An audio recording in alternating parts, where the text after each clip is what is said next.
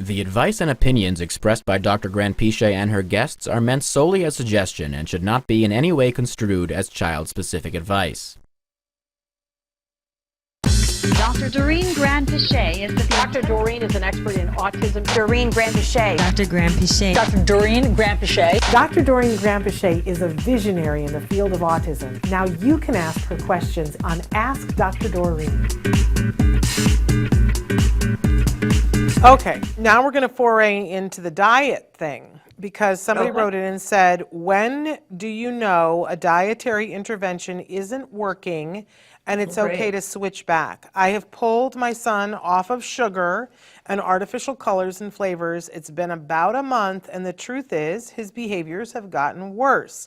Can I safely let him have his treats now? What a great question. That is a wonderful question.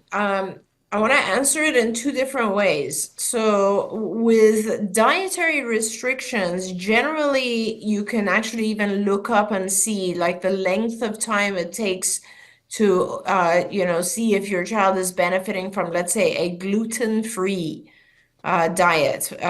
Each allergen, I suppose I should call them, will have a different period of time where you'll see a reaction. So for instance, with gluten, it might take a couple of months if you're doing gluten-free type of diet, because when you will see the results after inflammation in the gut has gone down.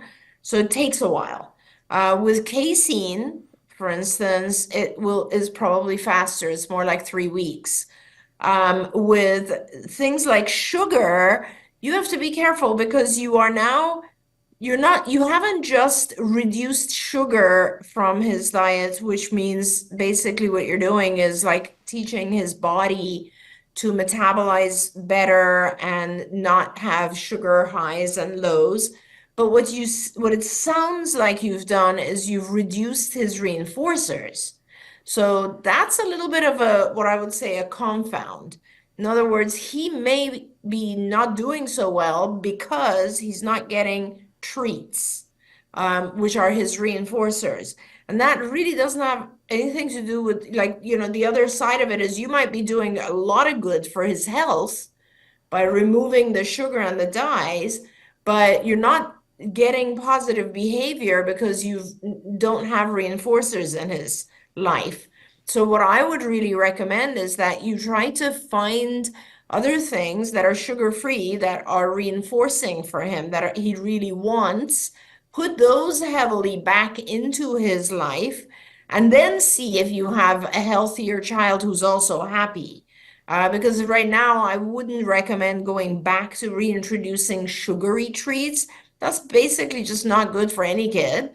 But especially for our kids who tend to be hyperactive sometimes, sugar and food colorings tend to increase that inattention and hyperactivity. So keeping him off of those things is good as long as you can reward him in other ways. And that's very important as well.